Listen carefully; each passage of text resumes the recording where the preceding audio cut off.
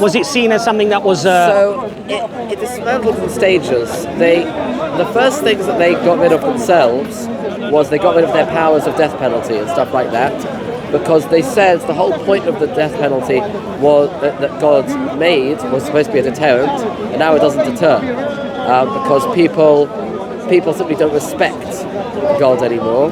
So there's no point in having these types of punishments when people aren't going to respect the whole idea of it. Before it was a thing to instill fear of God amongst the people, right? So the people will realise this is the terrible thing this person has done, and therefore God has ordained this should happen. So they got rid of that, and slowly but surely got more and more things they got rid of. Now the Sanhedrin, once the Roman exile really put in, they got rid of a lot of their own powers. They got rid of lashes, they got rid of all sorts of things.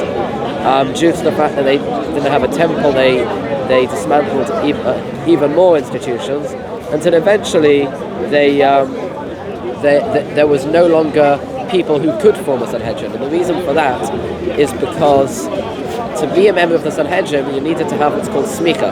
Now today we have something that's called Semicha, but it's not the same. Semicha was started, according to us, by Moses, which entails putting your hands on the student's head and bestowing upon him this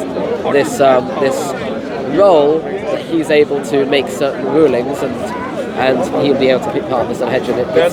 And it's preceded by years and years of training and of teaching, by intense teaching by the teacher to the student.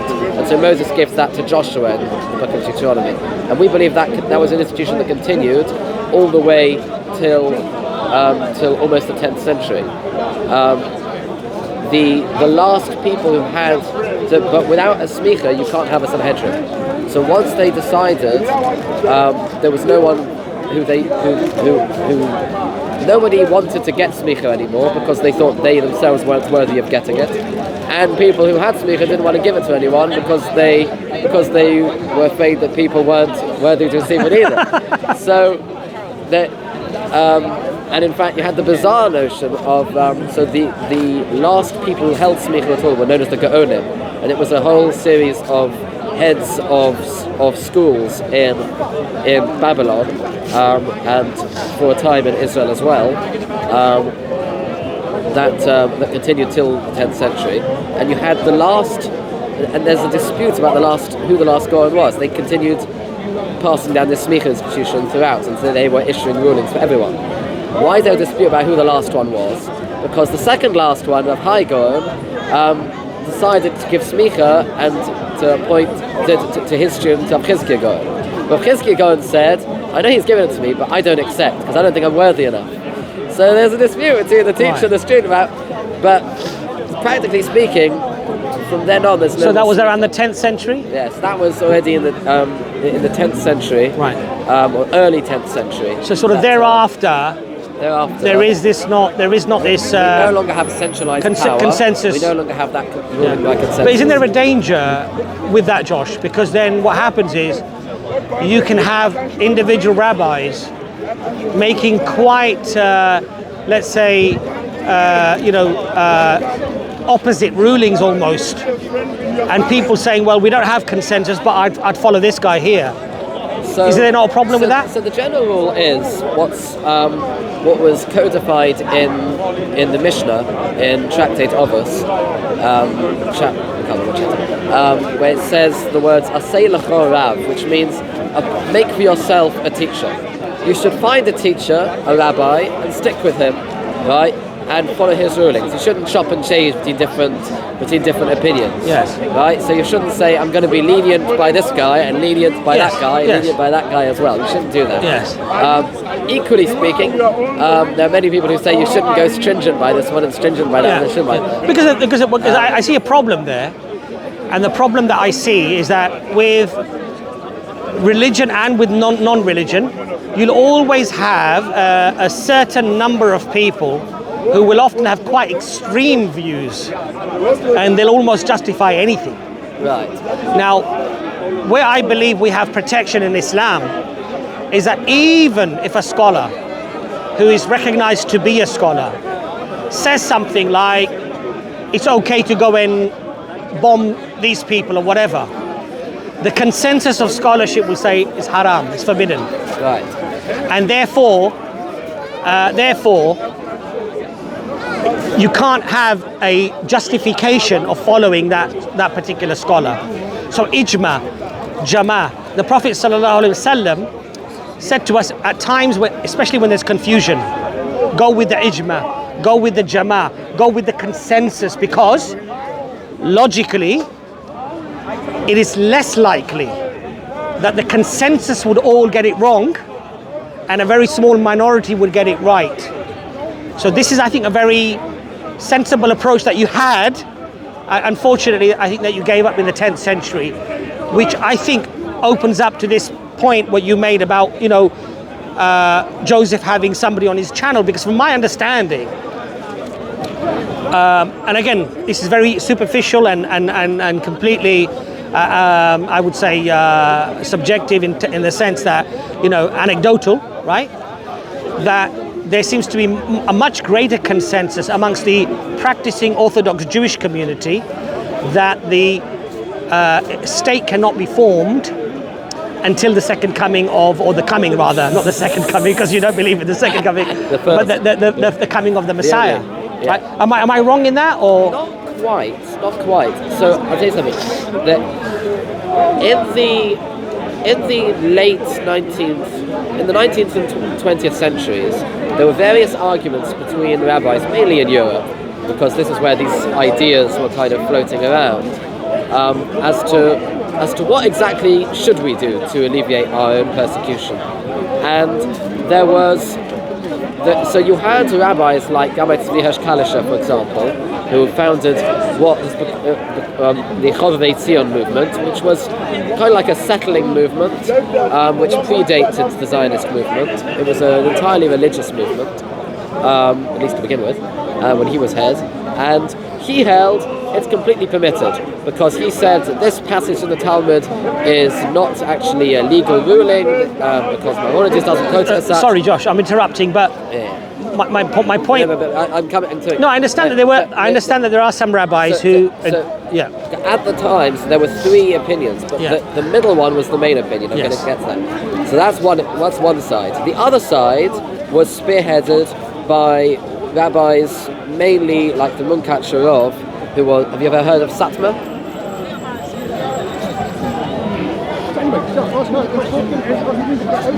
Have you ever heard of Satmar? No, I haven't. Satmar. No. So Satmar are a big group. They're in America, they're in Israel, they're also in Stamford Hill. Okay. Yoel, who comes here, he's a Satmar. Okay. So the Satmarov, his teacher was the Munkat Sharov, Rav Shapiro, Lozer Shapiro, and he held it's completely forbidden, because he said this ruling is actually a legal ruling. Both of these were accepted by very few people. The main ruling was the ruling by Rav Meir Simcha of Dvinsk, and he held that although it is permitted, it's not something that we have to do, and certain care should be taken around how exactly it's done, right? And he ends up being the ruling that is held by most. So he doesn't hold it was a sin to make the state. He would hold that there's certain things wrong with how it was done, and if you're going to make it, it's going to be religious, but you can't be provoking the Gentiles and this and that, and right. So he's got various things, and that is really the general consensus amongst Orthodox Jews. I happen to be from a minority point of view that actually holds it's forbidden to start with. The rabbi I hold of, Rabbi Shimshon Hirsch, he actually argued with the Kalisher and said what you're promoting is actually what you think is a very good deed, a mitzvah we call it. I consider no small sin. So there's that. The general consensus, which became known as the Aguda, which at one point was having allowed talks with the Zionist movement, and at one point then pulled out when they said you've gone too far. So they are really the general consensus, and a lot of people, a lot of Orthodox Jews even, don't realise that that's actually the middle ground. So really, the general consensus is that it is permitted, but in certain ways. What do they say about the rights of the Palestinian people? Should they be given equal rights? So I have to say, there's been very little talk about that issue, because they were talking about, because most of these debates happened before a state of Israel was even a possibility, right? The Aguda, basically, which was the movement that comes out of this consensus, basically was a movement that basically said, we don't intend on running the country, we don't intend on making any policies, we basically just we just have one thing in mind, is just to make sure that religion is respected in the country. Yeah. And that's basically their entire position. And that's so from your Orthodox position, they haven't really discussed. But you'll find that within the Knesset, you'll find that the members of the Aguda party, the United Torah Judaism party, are much more likely to open up cross-party things with the Arab parties. And that's been something that's been going on. I'm just asking you that in terms of like at synagogue and when things are being spoken about, or even in daily conversation with rabbis, with relatives, does the topic of the Palestinian people come up and how we can perhaps better live with the Palestinian people? Because from what I've seen, and again, it's anecdotal, and I'm not going to make accusations that this is how Jews think. That I don't like doing that. It's not fair.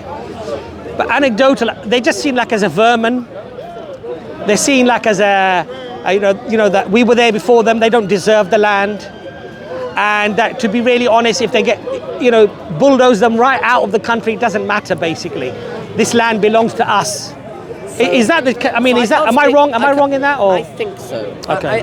I can't speak for all Orthodox Jews, but just in the conversations I have with people on a daily basis, I haven't heard that type of rhetoric. I have heard the rhetoric of we need to do certain things to protect against terrorists and this kind of stuff, right? I'm sure you're familiar with that kind of rhetoric. So you surely hear that. And there are some racists in the community, and we all have them. Of course. Right? I have, yeah. There are a few. The astonishing thing, Josh, is this, what to me, the definition of terrorism, even though people say, well, it's specific, it only means that violence that tries to change or alter political direction is terrorism, okay? I would say, really, the terrorizing of any people is wrong. Right. And political or non-political, apolitical, doesn't matter, right? And isn't it interesting that the Palestinians are viewed as terrorists when they're not the ones with the guns, the bullets, the Air Force, the Navy, and the nuclear weapons. And the one that has all of that and utilizes much of that, military strength, military power, against a predominantly unarmed civilian population, are the good guys, and they're not the terrorists. I find that really odd. I find that really odd. The general thing that people, at least in my community, when they talk about this subject, would usually be something along the lines of, I feel sorry for them, they're being kept down by Hamas, and Hamas are really to blame. Blame Hamas. Right? So that's the usual thing. And to be honest, it is understandable, because from our perspective, when Gaza had been given to them, and rightly or wrongly, whether or not maybe they should have the whole land or this or that, right, or it should be given to them as theirs to start with, rightly or wrongly, the perception is that when they gave up Gaza and gave it to them, that they should have, right, if life gives you lemons, make lemonade, but here life was giving you much more than lemons, right? Who thought that a country which had all the power was going to give up a huge amount of land and take its own civilians out? Who thought that was going to happen, right? And a lot of people criticised the Israeli government for doing so, right? The much more extreme Zionists were very critical of this idea of land for peace that they talked about. So from our perspective, we say that, look, if you want to start firing rockets from there, then we're going to do something to protect. If you're going to start being violent, then we're going to do something. If you're going to vote in Hamas, then what do you expect is going to happen? Let me answer that. So, right? well, they could have voted in a more moderate people, and they could have actually done something good for the people, and then Israel wouldn't have anything to say. You know what? I've heard this mentioned many times before. So that is the two main perspectives you've raised is Hamas and rockets, yes? Okay. There was no Hamas and there was no PLO for the first few decades of the State of Israel.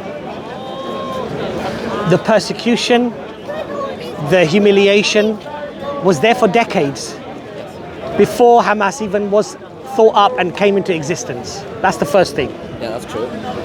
Secondly, under the United Nations, an occupied people have the right to defend themselves and their land militarily, using whatever means they have to evict the occupier. This is under international law, and this is not unusual. This is not unusual for as a global consensus of what is justifiable. Okay, so even under the United Nations, it's justifiable for the Palestinian people to have an armed struggle against the Israelis. That's the first thing. Now, I'm not justifying the targeting of civilians, because under Islam, the Prophet Muhammad sallallahu alaihi wasallam, even on the battlefield, when the two armies have met, you cannot kill women, and you cannot kill children, and you cannot cut down trees, and you cannot kill the animals, and you cannot poison the water. In other words, Who told you this? in other words, you have to. You know what, bro? You know what? You just have hate. You just have hate in your heart, and you can't get over this cancer. It's eating you up, right?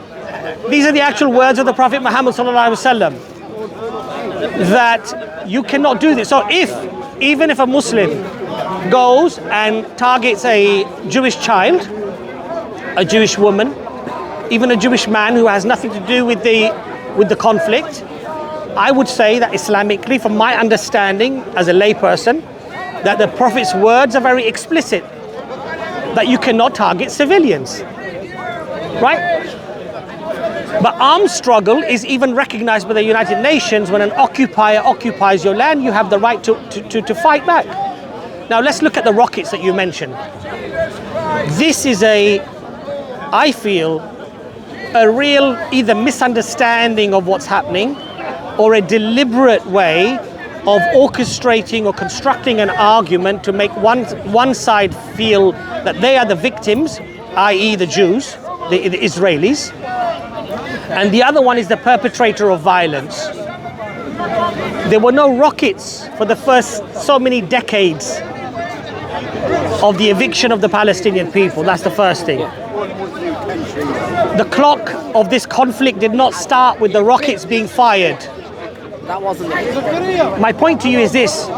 You see, look, Josh, if I slap you, and I keep slapping you, and I keep slapping you, and after 6 months of slapping you, you punch me, and then I come and I kill you, and then I say, if you didn't punch me, I wouldn't have killed you. Is that fair? This is not fair. Because let's have a nice conversation, right? So when now Jewish brothers and sisters say to me that if they never fired the rockets, we wouldn't have to basically squash them. There's a lot happening before the rockets. Now let's even look at the rockets. In the last conflict, I think it was either Cast Lead or Protective Edge. I can't remember the name of the conflict. I think maybe Cast Lead anyway. The Israelis claimed there was I think it was 5,700 rockets that were fired from the Palestinian territories into Israel. The Iron Dome apparently knocked out some 1,700 or something. So 3,000 or 4,000 rockets apparently made it into Israel. Do you know how many homes it destroyed in Israel? Have a guess. Have a guess. Have a wild guess. 4? 1. Israel then sent in the bulldozers into the Palestinian territories. How many homes of the Palestinians did it flatten? Have a guess. 100? Have a guess. Keep going. 400? Keep going. 800? Keep going. 2,000? 18,000. But the fact that the Brother, 1 second. Just 1 second. Let me just finish my argument. Josh, I love Jewish people. I love all people. People often say to me, you're just too soft with everyone, you're too kind to everyone. But you know what? That was the way of the Prophet ﷺ. He never hated people. He hated what they did. But he was not there when the people said to him, curse those people because they're your enemies, they're fighting against you. What did the Prophet ﷺ say? I have not been sent to curse people. So I have no animosity towards you or your people whatsoever. But what is just, what is unjust, and it's as clear as day. Now, as a Jew, I would say to you, brother, look at these things, go away, investigate for yourself if I'm being honest or not. But if they fire rockets and one home is destroyed, okay, and you go and then destroy 18,000 homes, to me, they were trying to do more to damage me, than that. that looks like an orchestra. Look, brother, one thing, let me ask you a question, right? Israel is one of the most sophisticated surveillance nations in the world. Electronics, software, armaments. Israel sells guns to America because they're so sophisticated.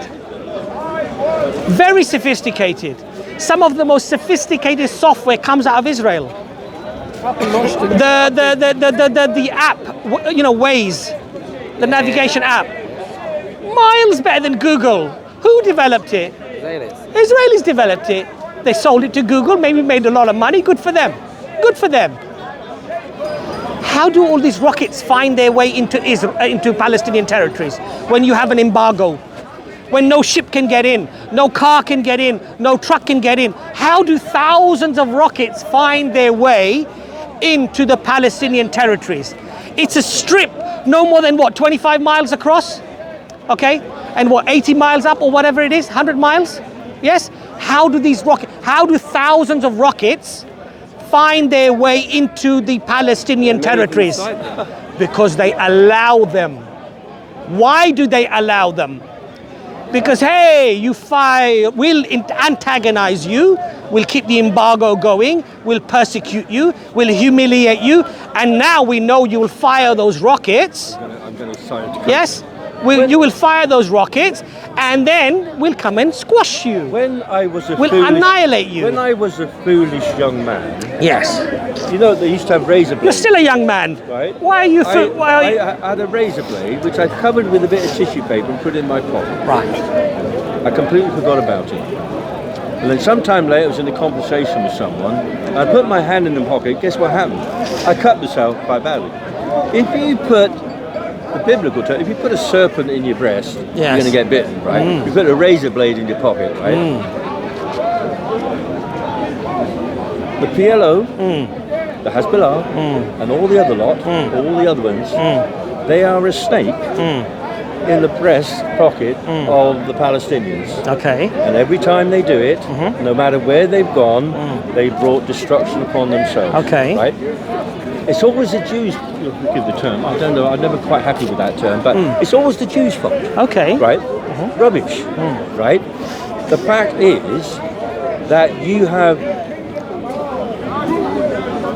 mortal enemies who absolutely hate the very idea of the State of Israel.